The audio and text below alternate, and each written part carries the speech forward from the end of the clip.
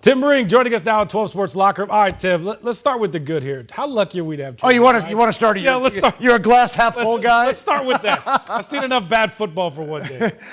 Yeah, Trey McBride, Cam.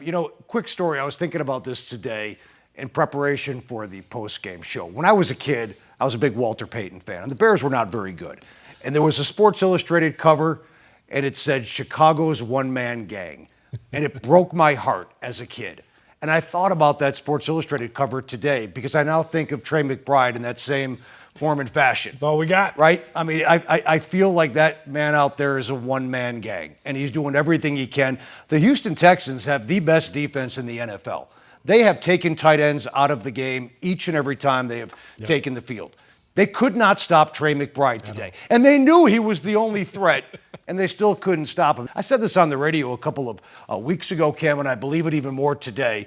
We talk about, the best tight end in football, or one of the best. This guy's trending towards the Hall of Fame. Yeah, without question. Trending, like his jerseys are already there for different reasons, but this guy's going to have a bust in Canton if he stays healthy. I only hope and pray that someday he's making catches in a playoff game or a Super Bowl. That would be even better. Yeah, definitely. When you think of the Cardinals, they had a tight end for like 20 years, and then here comes Trey McBride. So listen, I've been going back on social media. Are you fighting with people on social media again? Yeah, with a little bit, trying to figure out what the issue is. So is this an injury problem or a personnel problem? It's a good question. I'm very empathetic. I empathize with the situation right now, injury-wise, for the Cardinals. They don't have the horses to go down and beat a team like the Texans in Houston, but that does not excuse the play of this football team through Week 15. I mean, they were relatively healthy at the beginning of the season, and they couldn't finish games. And there's a lot of blame to go around in terms of why you couldn't finish the games, and I think it starts with the coaching staff and goes right on down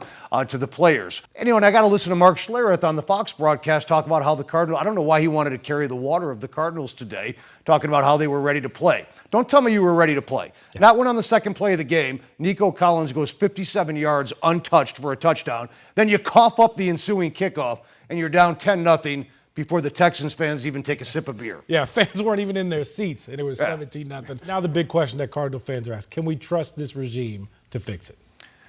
That's a good question. I don't know if they're going to get the opportunity. Jonathan Gannon and Monty Ossenfort certainly did their part to change the culture after a couple of years, but this was a gigantic step back. I don't know how a coaching staff, I don't know about the front office, but the bottom line is if you lose 14 of 15 to finish the season and you go 3-14 in year 3, that's going to put you were supposed to be in the playoffs.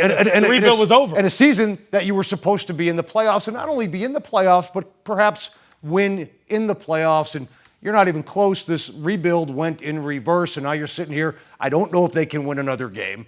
I don't think they can. And to bring Jonathan Gannon back, that's a tough sell to your fan base right now. And I think, when you look at what this team has done throughout the course of now 3 years of Jonathan Gannon, they're 15-33, Cam. They're 3-14 in the division. Jonathan Gannon here at the end of year 3 has 6 road wins. The time for blaming Josh Dobbs as your quarterback is long gone now. Yeah. And this has been a season in total disarray, and it continues to get worse. No good news. Sorry, guys. Tim Ring. Trey McBride was some good news. There we go. He's going to the Hall of Fame. Some positive news. State championship winning dad, Tim Ring. That's right. Here, join the show. Thanks, Tim.